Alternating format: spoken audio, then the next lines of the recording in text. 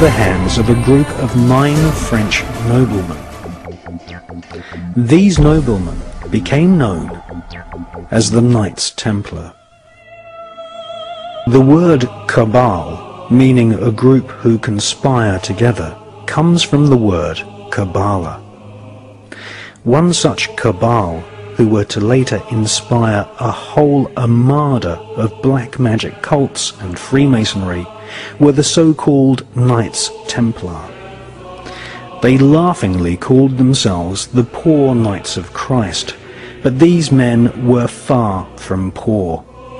They deliberately styled themselves as monks so that they could go about their Luciferian Kabbalistic studies and conduct business without being taxed nor arouse suspicion from the Vatican. The Kabbalistic higher secrets of ritual sodomy, the evil eye, chanting incantations, necromancy, blood sacrifice, and invoking the fallen angels in service to Lucifer fascinated the French Knights Templar.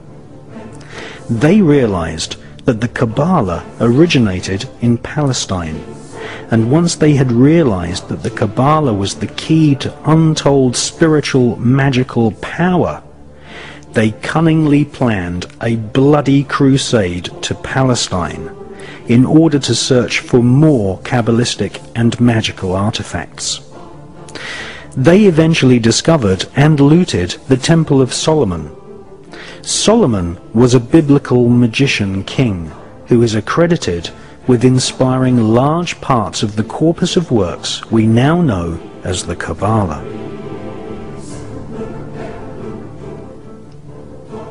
The Knights Templar arrived in Palestine with one main goal: to stop the Muslims from gaining any knowledge about the Kabbalah.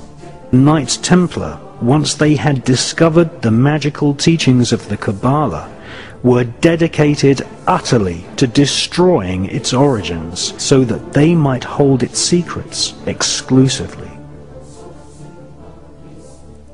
After 200 years of Kabbalistic magic and bloodthirsty crusades, wantonly murdering children, women, and engaging in ritualized sodomy, the French Knights Templar were rounded up, tortured, and executed.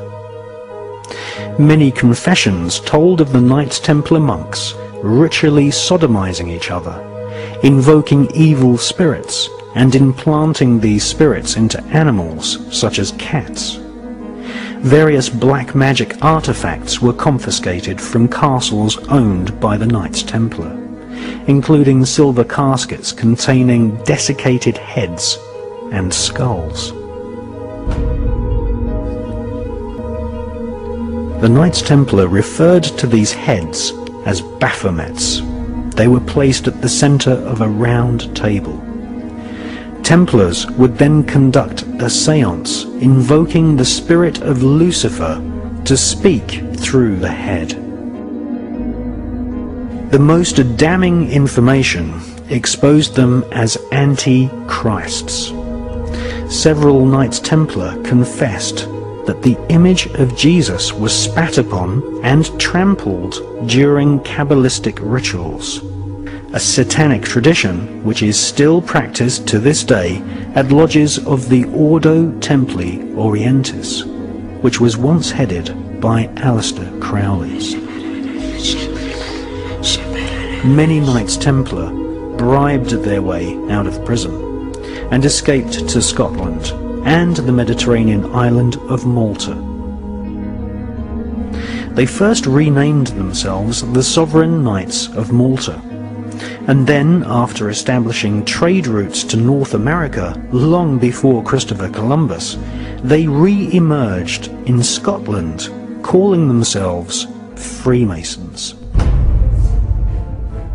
All versions of Freemasonry, Rosicrucianism, the Skull and Bones, the Palladian Rite of Freemasonry, Co-Masonry, Scottish Rite Masonry, the Ku Klux Klan, and Crowley's Ordo Templi Orientis are derived from the original Kabbalistic rituals of the Knights Templar.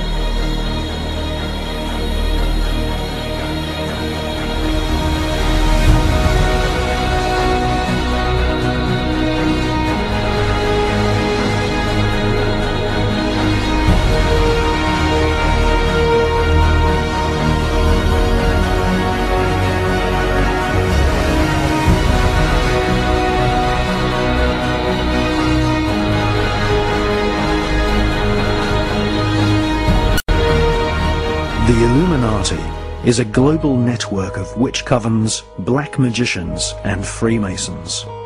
They use a secret code of numbers and words to communicate the plan to one another. They hold rituals right in the heart of the British Parliament and Washington, D.C.